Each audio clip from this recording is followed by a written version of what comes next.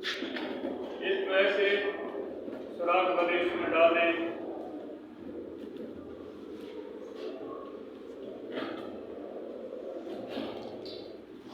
ए और बी को इस तरह जोड़ दिया है, तो इसके बाद सी का नंबर आ गया, तो इसे सी कहा जाता है। सी को इसके ऊपर डेट कर दें इस तरह।